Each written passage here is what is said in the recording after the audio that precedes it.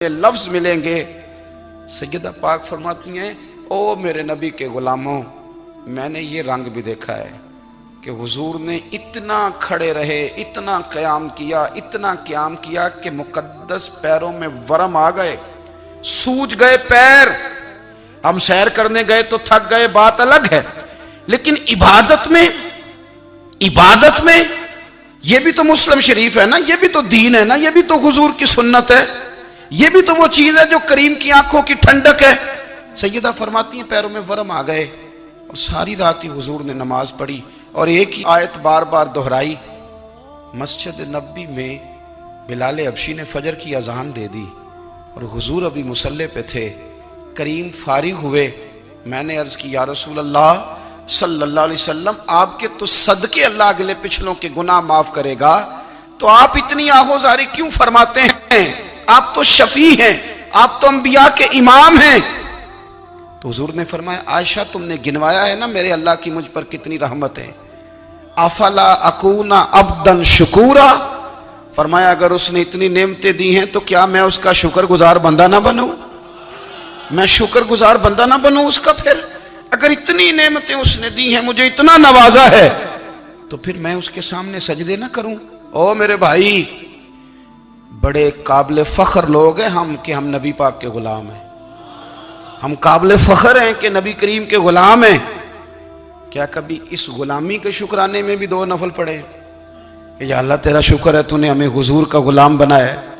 یاد رکھیں کہ اپنی روحانی زندگی کو آباد کریں، استغفار پڑھیں، تسبیحات کریں، کچھ چھوٹے چھوٹے اعمال ہیں ان کو اپنی زندگی میں حصہ بنائیں۔ ترمذی شریف میں حدیث ہے، نبی پاک صلی اللہ علیہ وسلم نے فرمایا 3 مرتبہ صبح، 3 مرتبہ شام اعوذ باللہ السمیع العلیم 3 دفعہ یہ پڑھو، اور 1 دفعہ سورۃ حشر کی آخری 3 آیات، واللہ الذی لا الہ الا هو عالم الغیب والشہادۃ هو الرحمن الرحیم۔ اعوذ باللہ من الشیطان الرجیم ہے نا، اس کو پڑھنا ہے اعوذ باللہ السمیع العلیم من الشیطان الرجیم، فرمایا 3 دفعہ اس کو پڑھو، اور 1 دفعہ سورہ حشر کی 3 آیتیں، 1 دفعہ صبح اور 1 دفعہ شام۔ صبح کیا ہے، شام کیا ہے؟ تو اعلیٰ حضرت بریلوی فرماتے ہیں صبح سے مراد ہے آدھی رات ڈھلنے سے لے کر سورج نکلنے تک، آدھی رات ڈھلنے سے لے کر یعنی تہجد کا ٹائم سے لے کر سورج اور شام کیا ہے، دوپہر ڈھلنے سے لے کر مغرب کی اذان تک،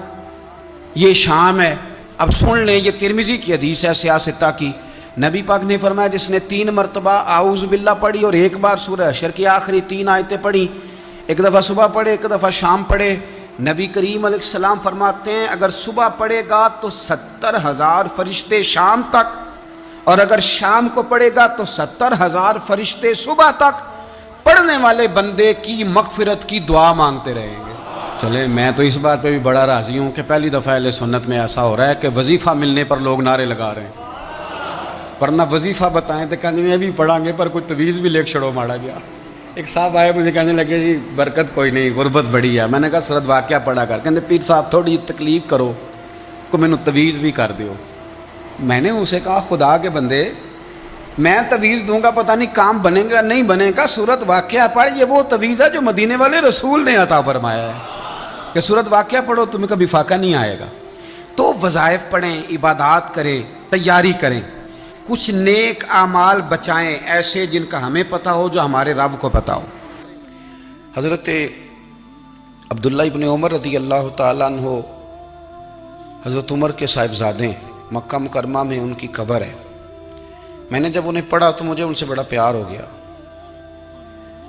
لیکن آپ کو پتہ ہے وہاں جا کے کسی شخص کا مزار تلاش کرنا یا پوچھنا ایک مشکل کام ہوتا ہے۔ تو ایک دفعہ میں مکہ شریف میں حاضر تھا، تو ایک گاڑی والا ڈرائیور مجھے کہنے لگا کہ مولانا میں آپ کو جانتا ہوں، مجھے آپ سے محبت ہے، ایک بات بتاؤں آپ کو؟ میں نے کہا بتاؤ۔ کہنے لگے حضرت عبداللہ ابن عمر کی قبر دیکھنی ہے۔ میں نے کہا یہ تو نہیں کہہ رہا، یہ کسی نے بندوبست کرایا ہے، یہ اللہ نے تیرے دل میں بات ڈالی ہے، یہ ہو گیا تو لے چل مجھے۔ حضرت عبداللہ ابن عمر کو نبی پاک نے فرمایا تھا راجل صالح، یہ نیک بندہ ہے، یہ متقی آدمی۔ حضرت عبداللہ ابن عمر رضی اللہ تعالیٰ عنہ سیدنا فاروق اعظم رضی اللہ تعالیٰ عنہ کے صاحبزادے ہیں، اور ان کی ہمشیرہ سیدہ حفصہ رضی اللہ تعالیٰ عنہ حضور کی زوجہ محترمہ ہے۔ ایک دن اپنی ہمشیرہ سے کہنے لگے کہ نبی کریم صلی اللہ تعالی علیہ وسلم گھر میں آئے نا، اور اگر حضور غم امت میں پریشان نہ ہوں، طبیعت کو حشاش بشاش دیکھو تو ذرا پوچھنا تو صحیح حضور کا میرے بارے میں کیا خیال ہے، پوچھنا تو صحیح کہ کریم کی بارگاہ میں میرا کیا مقام ہے، میرے بارے میں حضور کیا فرماتے ہیں۔ اب بہن کو کام بتائے اور بتائے بھی بھائی، اور پھر بہن وہ کام نہ کرے، یہ تاریخ میں ہوتا نہیں۔ حضرت عمر فاروق رضی اللہ تعالیٰ عنہ کی صاحبزادی ام المومنین رضی اللہ تعالیٰ عنہ فرماتی ہیں کہ میں تو بس منتظر تھی، انہوں نے تو کہا تھا نا کہ اگر تم حشاش بشاش دیکھو تو بات کرنا، لیکن حضور تشریف لائے، میری باری تھی، میرے گھر تشریف لائے، کھانا پیش کیا تو فوراً میں نے عرض کی حضور ایک بات پوچھنی تھی، تو حضور نے فرمایا پوچھئے۔ میں نے عرض کی حضور میرے بھائی عبداللہ ابن عمر کے بارے میں آپ کا کیا خیال ہے؟ نوجوانوں میری بات پہ غور کرنا، میرے بھائی کے بارے میں آپ کا کیا خیال ہے؟ تو نبی کریم صلی اللہ تعالی علیہ وآلہ وسلم نے میری طرف دیکھا اور پھر حضور زیر لب تھوڑا مسکرائے، اور بریلی کے امام کہتے ہیں کہ حضور مسکرا دیتے تھے نا تو جو بڑا دکھی ہوتا تھا وہ بھی ہنس پڑتا تھا۔ اب سوال پیدا ہوتا تھا کہ پھر تو اس مسکراہٹ کے لیے انتظار کرنا پڑتا ہوگا کئی مہینے کہ حضور مسکرائیں تو رونے والے ہنسیں، تو اعلیٰ حضرت فرماتے نہیں، انتظار نہیں کرنا پڑتا، یہ مسکراتے رہنا تو حضور کی عادت ہے۔ جس کی تسکین سے روتے ہوئے ہنس پڑے اس تبسم کی عادت پہ لاکھوں سلام، یعنی یہ تو عادت ہے حضور کی مسکراتے رہنا، اس کے لیے انتظار نہیں کرنا پڑتا۔ بھائیو آپ خیال رکھیں گے، غور کریں گے، حضرت عبداللہ ابن عمر رضی اللہ تعالیٰ عنہ کے بارے میں پوچھا تو سیدہ فرماتی ہیں کہ نبی کریم صلی اللہ تعالیٰ علیہ وسلم نہ زیر لب مسکرائے اور فرمایا حفصہ تیرا بھائی ہے تو اچھا، لیکن میں نے سنا ہے کہ عشاء کی نماز پڑھتا ہے تو فجر تک سویا ہی رہتا ہے۔ او نوجوانوں، 10 بجے تک سونے کی بات نہیں ہوئی، 9 بجے تک سونے کی بات نہیں ہوئی، 11 بجے اٹھنے کی بات نہیں۔ حضور فرمانے لگے میں نے سنا ہے کہ عشاء کی نماز پڑھ کے سو جاتا ہے اور فجر تک سویا ہی رہتا ہے، اسے چاہیے کہ تہجد کے وقت اٹھا کرے، اللہ کی بارگاہ میں حاضر ہوا کرے، آہوزاری کرے، سجدے کرے، عبادت کرے، اٹھتا ہے اور فجر میں جا کے اٹھتا ہے۔ حضرت جناب حفصہ رضی اللہ تعالیٰ عنہ کہتی ہیں میں نے جناب عبداللہ ابن عمر کو پیغام دیا اور میں نے کہا میرے جوان بھائی سن، نبی پاک نے فرمایا ہے تو اچھا پر تہجد میں نہیں اٹھتا، نفل نہیں پڑھتا۔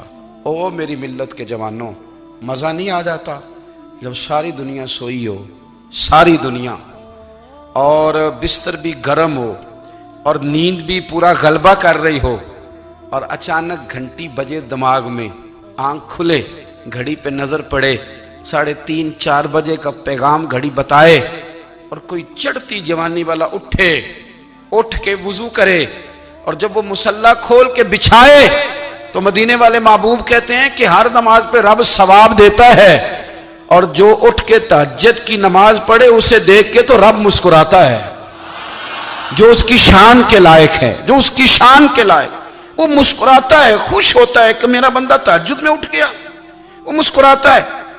کاش ہماری صبحیں کبھی اپنے مالک کے نام ہو جائیں، کاش کے صبح۔ حضرت ابو الحسن رحمت اللہ تعالی علیہ حضرت معاذ ابن جبل رضی اللہ تعالیٰ عنہ کے پاس بیٹھا کرتے تھے، فرماتے ہیں ان سے جو پیار بڑھا تو پھر میرا مصلی سے بھی بڑھ گیا۔ تابعی ہیں، فرماتے ہیں صحابی رسول سے محبت ہوئی تو ذکر سے بھی ہو گئی، پھر درود شریف سے بھی ہو گئی، محبت ان سے بڑھی تو پھر اللہ نے مسجد کا پیار بھی بڑھا دیا۔ آپ فرماتے ہیں کہ میری ہر وقت طبیعت چاہتی تھی کہ بس اللہ اللہ کروں، بس اللہ اللہ کروں، بس نہ میں ذرا تھوڑی جان چھڑاؤں لوگوں سے، کوئی 10 منٹ ملے تو میں کوئی 4 نفل پڑھ لوں، میں تھوڑا سا نہ بچوں لوگوں سے، اور مجھے تسبیح ملے تو میں نہ کوئی 400-500 دفعہ استغفار پڑھوں، سبحان اللہ، الحمدللہ، اللہ اکبر، لا حول ولا قوت الا باللہ، میں نہ تسبیحات پڑھوں۔ فرماتے ہیں کہ بچے تھے گھر میں 6-7، غربت تھی، کام ملتا کوئی نہیں تھا، اور میں کام چور نہیں تھا، کام ڈھونڈتا تھا، پر اللہ کی قدرت کے کام نہیں ملتا تھا۔ فرماتے ہیں کہ میں نے ایک دن اپنی اہلیہ سے کہا کہ آج میں پھر جاتا ہوں کام ڈھونڈنے، تو میری بیوی بڑی فرما بردار تھی، پر اس دن نہ غربت کے ہاتھوں تنگ آ کے کہنے لگی آج نانا کوئی تو چیز لے کے آیا تو مجھ سے بچوں کی بھوک نہیں دیکھی جاتی. یہ سب روگاں دا روگ محمد جس دا نام غریبی. کنڈ بلا کے لنگ جاندے نہیں دوست یار قریبی. آج نہ کچھ لے کے آیا تو میں بچے لے کے چلی جاؤں گی. شیخ فرماتے ہیں کہ میں بڑا پریشان گھر سے نکلا پر میں نے صبح سے لے کے زور تک کام ڈھونڈا, کام ملا کوئی نہیں. تو میرے دل میں خیال آیا چلو کام نہیں ملتا تو اللہ اللہ تو کرے نا, چلو بندوں کی مزدوری نہیں ملتی تو رب کریم کی عبادت ہی کرتے ہیں. فرماتے ہیں کہ میں نے نا فرات کے پانی سے وضو کیا نہر کے. شدید دھوپ تھی, ساتھ ریت تھی اور ریت تپ رہی تھی. میں نے اپنا رومال وہیں مصلی کے طور پر بچھا لیا اور فرماتے ہیں کہ زور سے لے کر عصر تک نماز پڑھی. دھوپ بھی پورے زور پہ پر میرے سجدے کا ذوق بھی پورے زور پہ. فرماتے ہیں سورج بھی چمک رہا ہے اور رب کی عبادت کا ذوق بھی پورے زور پہ. میں سجدہ کروں تو پھر میرا اٹھانے کو جی نہ چاہے. میرے استاد لکھا کرتے تھے, یہ ان کا شعر ہے, وہ کہا کرتے تھے مجھے سوز دے, مجھے ساز دے اور مجھے نیم شب کا نیاز دے. دم سجدہ خود کو میں توڑ دوں, مجھے ایسا ذوق نماز دے. اور میں تیری بہار کا پھول ہوں, میں کھلا بھی ہوں تو تیرے لیے.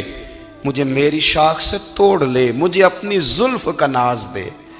بھائی فرماتے ہیں کہ عصر تک میں نے نفل پڑھے, دل ڈھلنے لگا, عصر کی نماز پڑھی اور میں وہاں سے چلا. اب میں جب نکلنے لگا تو دل میں خیال آیا کہ چھوٹی چھوٹی دیواریں ہیں گھر کی, بغیر کچھ لیے جاؤں گا تو بیوی دور سے دیکھے گی تو شور کرے گی کہ پھر خالی ہاتھ آ گیا ہے. کہتے میں نے اپنے اسی رومال میں جس پہ میں نے نماز پڑھی تھی نا, رومال میں کی آخی دے پنجابی جو صافہ کہتے ہیں, اسی میں نا میں نے کچھ ریت بھر لی کہ وہ دور سے دیکھے گی تو سمجھے گی کچھ لے کے آیا ہے. چلو جا کے اسے بتا دوں گا کہ آج پھر مزدوری نہیں ملی. کہتے ہیں وہ ریت لے کر جب میں گھر میں گیا تو پہلے بیوی دروازے پہ کھڑی ہوتی تھی, پوچھتی تھی خالی ہاتھ آ گئے ہو؟ آج میں نے دیکھا تو ہے ہی کوئی نہیں. فرماتے ہیں میں اندر داخل ہوا, سلام لیے, کونے میں نے وہ رومال رکھ دیا اور میں نے آواز دی کہ بھلی مانس کہاں ہو؟ تو وہ کہنے لگی آپ منہ ہاتھ دھو لیں, میں روٹی لے کے آئی. میں نے کہا روٹی کہاں سے آ گئی؟ یہاں تو کئی دنوں کے فاقے ہیں, تو کئی دنوں کی غربت ہے, یہاں تو اس گھر میں تو فقیری ہے. فرماتے ہیں کہ وہ روٹی لے کے آئی اور اس وقت کی جو موجودہ نعمتیں تھیں, سمجھ لیں سلاد, اچار, ہر چیز ساتھ لائی. میں نے کہا کہ بچے کہاں گئے؟ کہنے لگی وہ کھانا کھا کے کھیلنے گئے, آپ کھانا کھا لیں آ جاتے ہیں. کھانا اس نے چن دیا. میں نے حیرت انگیز لہجے میں ساری نعمتیں اپنے دسترخوان پہ دیکھ کر کے بیوی سے پوچھا یہ کہاں سے آیا کھانا؟ بچوں کو تو نے کہاں سے کھانا کھلایا؟ یہ سارا کچھ کیسا ہے؟ تو کہنے لگی پتہ نہیں آج آپ کس کریم کی مزدوری کرنے چلے گئے تھے, پتہ نہیں کس کریم کی. میرے گھر میں تو اتنی نعمتیں آئی ہیں کہ مجھ سے سنبھالی نہیں جا رہی. اتنا اناج ہے, اتنا گندم ہے, کس کریم کے دروازے آج چلے گئے تھے؟ یہ کہتے کہتے وہ اٹھی اور اٹھ کر کے کہنے لگی پہلے بڑا کچھ آیا تھا, اب کیا لے آئے ہو؟ اور جا کر کے نا اس نے وہ ریت والا رومال کھولا. کہنے لگے میں تو لے کے آیا تھا ریت, تو میرے رب نے اسے بھی سونے اور ہیرے بنا دیا تھا. جب آپ کی توجہ اللہ کی جانب, میرے نبی پاک صلی اللہ تعالی علیہ وسلم نے فرمایا ہر چیز اپنے رب سے مانگ, ہر چیز مانگ, ہر چیز مانگ. یا رسول اللہ کیا کچھ؟ میرے محبوب نے فرمایا تیرے گھر میں نمک بھی ختم ہو جائے تو وہ بھی اپنے رب سے مانگا کر. تو مانگنا, وہ تجھے دے گا, تو اس کی بارگاہ میں کشکول طلب دراز تو کرنا. اور ترمذی شریف میں عجیب لفظ ہیں, رسول کائنات نے فرمایا, رب کریم فرماتے ہیں جب میرا بندہ ہاتھ اٹھاتا ہے نا تو مجھے حیا آتی ہے کہ میں خالی کیسے لوٹا دوں اس کے. اتنے بڑے بادشاہ کی بارگاہ میں. او بھائی, لوگوں سے عزتیں تلاش کرتے ہو تو وہ کیا تمہیں عزت دیں گے؟ وہ تو کل اچھا کہتے ہیں پرسوں برا کہنے لگ جاتے ہیں. لوگوں کے سامنے گڈ بک میں آنا چاہو گے تو وہ تو سویرے تمہارے بارے میں کچھ کہیں گے, شام کچھ اور کہیں گے. اپنی روحانی زندگی آباد کریں, اپنے مسلح کو وقت دیں اور دنیا سے چھپ کر, اس موبائل کو بند کر کے اور اپنے آپ سے بھی چھپ کے اور تنہا ہو کے چھپا کے سارا کچھ اپنے آنسو اپنے رب کی بارگاہ میں پیش کریں, اس کے حضور حاضری دیں. سنو نا ترمذی کی حدیث اور اسے یاد رکھنا, نبی پاک علیہ السلام نے فرمایا اپنے دکھ لوگوں کے سامنے نہ بیان کرنا، سیٹھوں نوابوں کو نہ بتاتے پھرنا، دنیا داروں کے سامنے جا کے نہ رونا کہ میں تکلیف میں ہوں۔ فرمایا اگر دنیا داروں کو دکھ بتاؤ گے رب تمہیں کبھی غنی نہیں کرے گا، اور لوگ ہیں کہ الٹا مذاق اڑائیں گے۔ آپ کی جس سے بڑی پکی یاری ہے نا، پکی، وہ تب تک پکی ہے جب تک آپ نے 50,000 مانگا نہیں، اور جس وقت آپ نے کہہ دیا کہ میں مجبور ہوں میری مدد کر، تو پھر ختم ہو گئی دوستی۔ لوگوں کی تعلقات آپ کے ساتھ تب تک ہیں جب تک آپ ان سے کوئی ضرورت وابستہ نہیں کرتے۔ کریم محبوب فرمانے لگے بندوں کے سامنے دکھ نہ بیان کرنا، اللہ تجھے کبھی غنی نہیں کرے گا۔ تو اپنے دکھ اپنے رب کو بتا، تو دعائیں مانگ، تو اس کی بارگاہ میں حاضر ہو، تو اس کے حضور عرض کر۔ فرمایا اپنے دکھ اپنے رب کو بتا، وہ جلدی کرے یا دیر سے کرے تجھے ساری دنیا سے بے نیاز کر دے گا، تجھے کسی کا محتاج نہیں رہنے دے گا۔ اپنے مسلح کو، اپنی دعاؤں، ایک بزرگ فرماتے ہیں میں نے دعا مانگنے کا طریقہ اپنی بیوی سے سیکھا۔ دعا مانگنے کا طریقہ اپنی، سیکھنے والے تو اپنے بچوں سے بھی سیکھ لیتے ہیں، سیکھنے والے تو ہر ایک سے سیکھتے ہیں۔ وہ کہتے ہیں میں نے دعا مانگنے کا سلیقہ اپنی بیوی سے سیکھا ہے۔ حضرت وہ کس طرح؟ فرمانے لگے میری بیوی نے نا مجھے کوئی کام بتایا، کچھ پیسوں کی ضرورت کے لیے کہا، تو میں نے اسے کہا کہ بھئی ابھی میرے پاس نہیں ہے، کچھ دنوں میں آتے ہیں تو میں دے دوں گا۔ عورتوں کی عادت ہوتی ہے وہ بار بار یاد کراتی ہیں، 2-4 دنوں کے بعد پھر اس نے کہا حضرت وہ میں نے کہا تھا کچھ پیسے، میں نے اسے کہا کہ ابھی میرے پاس نہیں ہے، کچھ دنوں میں ملتے ہیں تو میں تمہیں دے دوں گا۔ اس نے کچھ دنوں کے بعد پھر کہا حضور وہ میں نے کچھ پیسے کہے تھے۔ فرماتے میں نے ڈانٹ دیا، میں نے کہا کہ کیا تو روز مجھے شرمندہ کرتی ہے، کہا نا میرے پاس نہیں ہے، ہوں گے تو دے دوں گا، تو روز یاد کراتی ہے۔ فرماتے ہیں اس نے پہلے تو میری ڈانٹ کو سہا، پھر میرے سخت جملوں نے اس کی آنکھوں میں آنسو پیدا کر دیے، پھر اس نے اپنے آنچل میں اپنے اس دکھ کو سمیٹا، اور پھر اس نے ایک جملہ کہا تو میں رو پڑا، اور مجھے اپنے رب سے مانگنے کا طریقہ آ گیا۔ مجھے کہنے لگی حضرت جی آپ نے ڈانٹ دیا، میں نے سہ لیا، پر آپ ہی میرے شوہر ہیں، بتائیں نا آپ سے نہ کہوں تو میں کس سے جا کے کہوں۔ فرماتے ہیں میں رو پڑا، اور میں کھل کے رویا، اور میں تڑپ کے رویا، اور پھر میری سسکیاں بند گئیں۔ تو مجھے کہنے لگی آپ کو کیا ہوا؟ میں نے کہا مجھے بھی دعا مانگنی آ گئی ہے، جب میں اسے کہوں گا نا اللہ تو ہی میرا رب ہے، میں تجھ سے نہ کہوں تو میں کس سے جا کے کہوں؟ میں کیوں کسی بندے سے سوال کروں؟ میں کیوں کسی دنیا دار سے کہوں؟ میں تیرے بندوں کا، نیک بندوں کا وسیلہ لے کے، تیرے محبوب کی غلامی لے کے تیری بارگاہ میں آیا، تجھ سے نہ مانگوں تو کس سے مانگوں؟